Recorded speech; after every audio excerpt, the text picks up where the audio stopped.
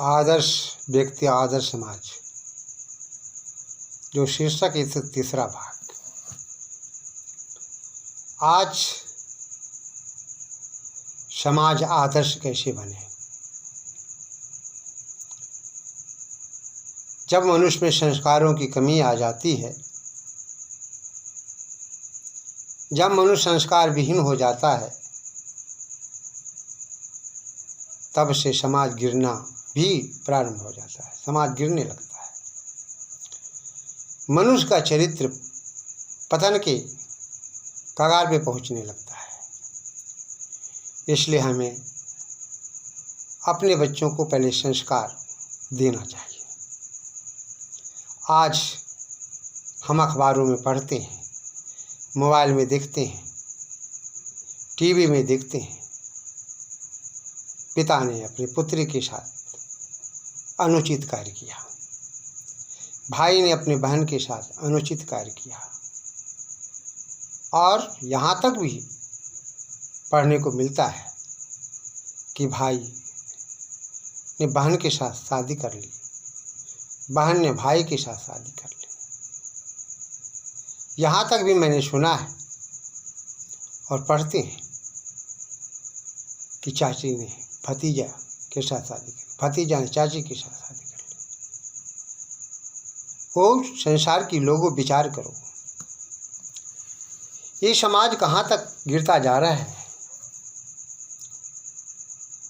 बचपन से लेकर के बुढ़ापे तक पूरी जिम्मेदारी एक पिता की होती है। जब तक पुत्री की शादी नहीं हो जाती है, कि पूरी जिम्मेदारी एक पिता के ऊपर रहती है। वो उसका रक्षक होता है। शादी के बाद पति उसका रक्षक होता है, और शादी के बाद पति ही उसका तलाक कर दे, दूसरे के घर भेज दे, तो फिर इससे और गिरा व्यक्ति कौन हो सकता है।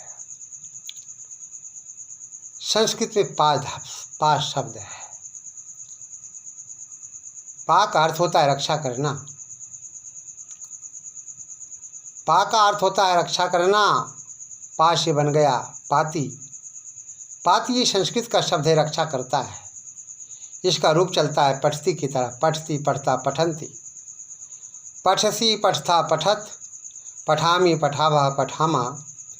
उसी प्रकार से इसका रूप है पाती, पाता, पांति, पाशी, पाथ था, पाथ, पामी, पावा, पामा। अर्थात पाती का मैं रक्षा करता है। तो पाधन रखने से धातु से पाती बना, और पति जो शब्द आया, पति में रक्षा करने वाला। पति का अर्थ होता है रक्षा करने वाला। जो व्यक्ति अपनी पत्नी की रक्षा नहीं करता, वो पति कहलाने योग्य नहीं है। आज वर्तमान समय में ऐसा देखा जा रहा है कि हमारा समाज प्रत्येक दिन गिरता जा रहा है। इसका मूल कारण है हम अपने को पहचान नहीं रहे, अपने को संस्कारित नहीं कर पा रहे हैं। कुछ सभ्यताएं तो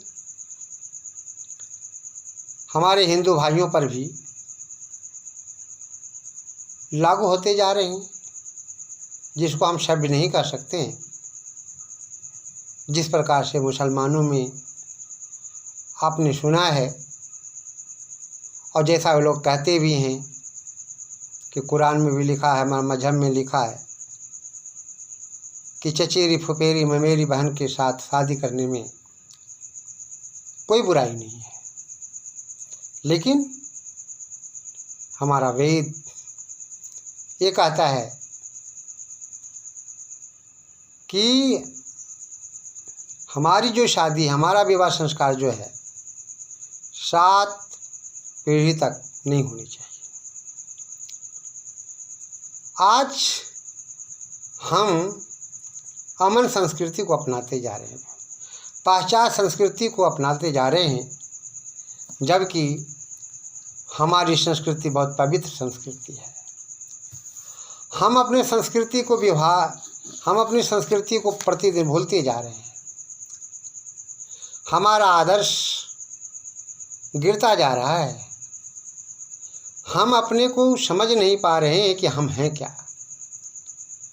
अरे दुनिया के लोगों, परमपिता परमात्मा ने हमें इस संसार में आर्य बनाकर भेजा है।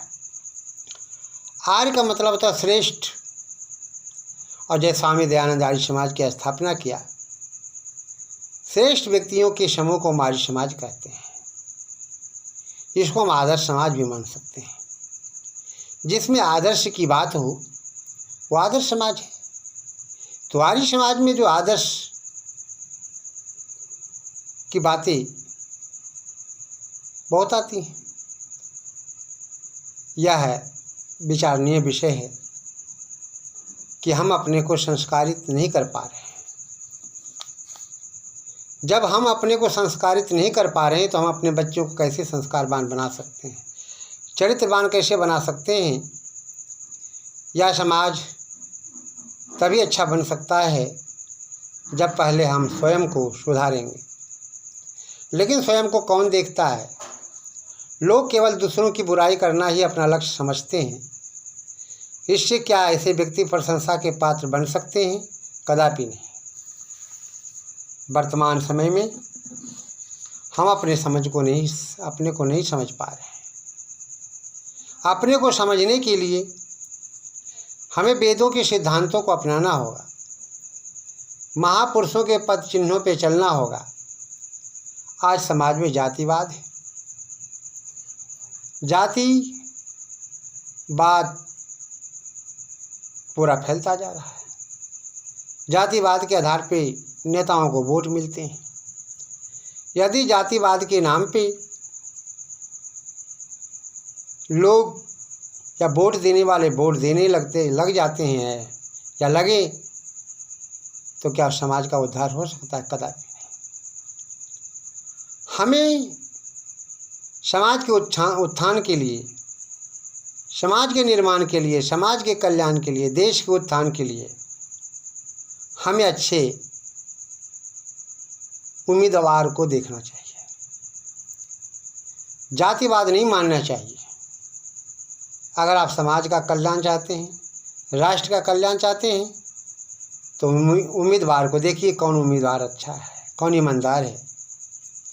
लेकिन आज लोग तो बेईमानी जो खूब करते हैं, ऐसे उम्मीदवारों को जिताते हैं। क्या इन लोगों से, इन नेताओं से क्या देश का उद्धार हो सकता है? कदापि नहीं। उच्च श्रेणी के लोग भी निम्न श्रेणी वालों को हे दृष्टि से देखते हैं। यह राष्ट्र कहाँ जा रहा है, इस पर किसी को ध्यान नहीं है। दिन दहाड़े डाकू लोग डाका डालते हैं, लोग देखते ही रह जाते हैं, दुबके रह जाते हैं। लोग कुछ नहीं बोल पाते हैं। दिन दहाड़े लोग एक दूसरे की जान ले लेते हैं। बदमाश लोग माँ बहनों की इज्जत लूट लेते हैं। उन बदमाशों को तो शर्म आनी चाहिए जो ऐसा करते हैं, और ऐसे लोगों तो गोली मार देना चाहिए।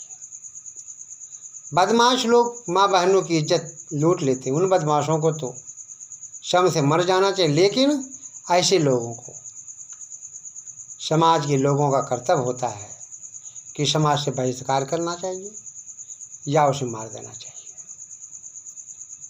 शास्त्रों में, वेदों में भी कहा गया कि बदमाशों को, दुश्मनों को, राष्ट्रद्रोहियों को शीशे की गोलियों से उड़ा देना चाहिए। आज जमीन के लिए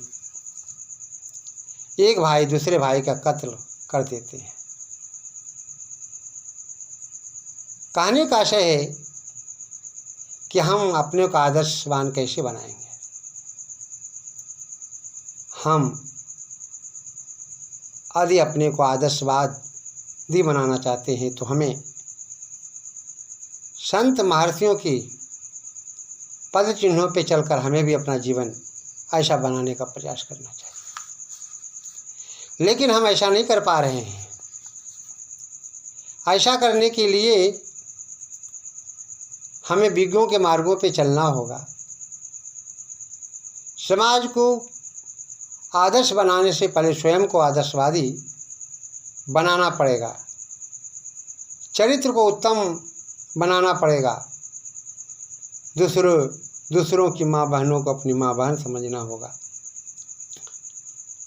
तभी ऐसा संभव है। और यदि हम अपने को अच्छा नहीं बना सकते हैं तो हम भी दूसरे को अच्छा नहीं बना सकते। वेद में एक बड़ा प्यारा मंत्र है, सर्वे भवन्तु सुखिनः, सर्वे भवन्तु सुखिनः, सर्वे सन्तु निरामया, सर्वे भद्राणि पश्यन्तु मा कश्चित् दुर्भाग् भवेत्। हे नाथ, हे प्रभु, हे परमात्मा, सभी सुखी हो, इस दुनिया में कोई ना दुखारी हो, सब निरोग हो और धन धान के भंडारी हो। ये गे के रूप में जो है इस प्रकार से है, हे नाथ सब सुखी हो, कोई न हो दुखारी, सब हो निरोगी भगवन, धन धान के भंडारी। सब भद्र भाव देखे, शनि मार्ग के पथिक हूँ, दुखियान कोई होवे, सृष्टि में प्राणधारी। अर्थात आदर्श व्यक्ति से समाज आदर्श बन सकता है। आज वर्तमान समय में समाज को सुधारने के लिए आदर्श मनुष्य की आवश्यकता है और ऐसे मनुष्य ही समाज अच्छा बन सकता है।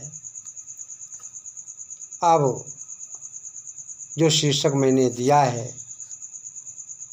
आदर्श व्यक्ति और आदर्श समाज, इसका चौथा भाग आगे बताएंगे।